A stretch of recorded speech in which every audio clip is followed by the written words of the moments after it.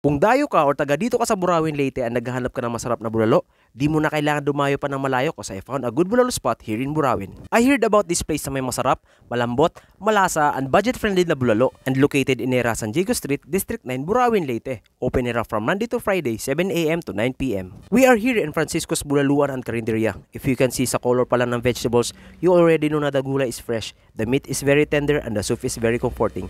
And dami talagang bumibili and kumakain, and it's a very good sign sa isang business. Kaka-start pa lang nila last week this Monday, and by the way, meron din silang mga short orders here na pansit bihon, pansit canton, and bami. And it's only 200 pesos and good for 5 to 7 person. So if ever find yourself na hungry, drunk, and craving, try the bulalo here in Francisco's Bulaluan and Carinderia. And of course, we ask some diners kung ano nila feedback ng bulaluan, and this is what they say. Good day everyone! Adi po kita yan ha Francisco Bulaluan and Carinderia, where an ira bulalo is affordable na, marasa pa. Ano pati yung ginuhulat? Kadina! Good morning everyone! Adi ako yan ha Francisco Bulaluhan and Carinderia. May danera didi available nga bulalo nga which is matilawan mo nga ni is mapapawaw ka sa sarap. So ano pa niyo ginulat? Pakadina!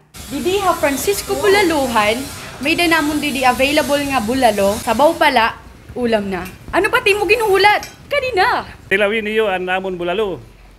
Marasa na, mapapawaw ka sa sabaw. Ilagyap kami di luto nga, ibang mga luto nga sura, namon mga presyohan, ibang mga sura, papawaw ka talaga gyap. Barato lang. Thank you, Deloro family and Francisco's Bulaluan and Carinderia. That's it for today's video. Follow for more.